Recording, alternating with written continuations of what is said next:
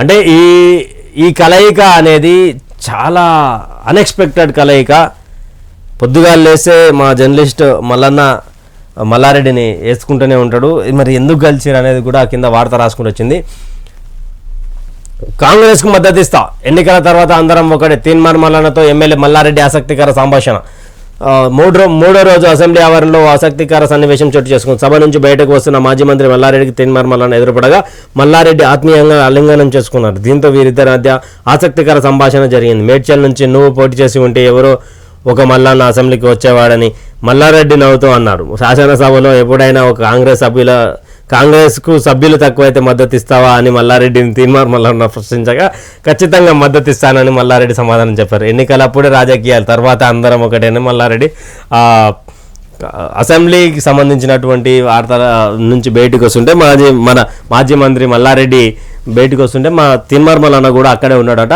ఎదురు కాగానే ఫస్ట్ మల్లారెడ్డి ఆలింగనం చేసుకొని ఎట్లనో మల్లన్న ఏం సంగతి మల్లన్న, నువ్వు మేడ్చల్లో పోటీ చేసి ఉంటే ఏదో మేడ్చల్ నుంచి ఏదో ఒక మల్లన్న అసెంబ్లీకి వస్తుండే అనే మల్లారెడ్డి చెప్పుకుంటూ వస్తుంటే మా క్యూనికి సంబంధించినటువంటి మా తీన్మార్ మల్లన్న మాత్రం మరి కాంగ్రెస్ పార్టీకి సంబంధించినటువంటి సభ్యులు ఎవరైనా అటు ఇటు చేస్తే తక్కువ అయితే, మెజార్టీ ఏమైనా తక్కువ ఆలోచనలు ఉంటే నువ్వు సపోర్ట్ చేస్తావా అంటే బరాబర్ మద్దతు ఇస్తా కాంగ్రెస్కు అని మాట్లాడిందంటే ఆ మాటతో ఒక క్లియర్గా అర్థం చేసుకున్న పరిస్థితి ఏంటంటే కాంగ్రెస్ పార్టీలోకి మల్లారెడ్డి వచ్చే ఆలోచనలో ఉన్నట్టుగా తెలుస్తూ ఉంది. అదేవిధంగా వీళ్ళిద్దరి సంభాషణ అనేది వీళ్ళిద్దరి కలయిక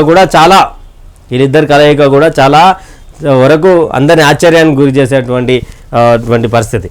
సో చూడాలి మరి ఎన్నికలప్పుడే రాజకీయాలు, తర్వాత అందరం ఒకటేనని మల్లారెడ్డి వ్యాఖ్యానించడం, అందరినీ ఆ వ్యాఖ్యానించడం కోసం మేరకు అంట. అంటే అసలు చూద్దాం మరి ఎట్లయితుంది, ఏం సంగతి అని. సింగరేణి ప్రైవేటీకరణను వ్యతిరేకించాలి, రాష్ట్ర ప్రభుత్వానికి కోదండరాం సూచన. సింగరేణి ప్రైవేటీకరణను ప్రస్తుత రాష్ట్ర ప్రభుత్వం వ్యతిరేకించాలని టీజేఎస్ అధ్యక్షుడు ప్రొఫెసర్ కోదండరాం సూచించారు. ఇన్నాళ్ళు కేంద్ర రాష్ట్ర ప్రభుత్వాలు ఒకరిపైన ఒకరు నెపం వేసుకుంటూ కార్మికుల కష్టాన్ని వృధా చేసి ఆయన ఆరోపించారు. సింగరేణి ఎన్నికల ప్రచారంలో భాగంగా భూపాలపల్లిలోని సింగరేణి గనులు, ఓపెన్ కాస్ట్లు తదితర ప్రాంతాల్లో ఆయన పర్యటించారు. ఈ సందర్భంగా మీడియాతో మాట్లాడుతూ గత ప్రభుత్వం కార్మిక హక్కులు హరించిందని, కార్మికుల సంక్షేమానికి కట్టుబడి ఉన్న వారికి ఎన్నికల పట్టం కట్టాలని పిలిపించారు. సింగరేణి ప్రైవేటీకరణ అనేది అందరూ వ్యతిరేకించాలి.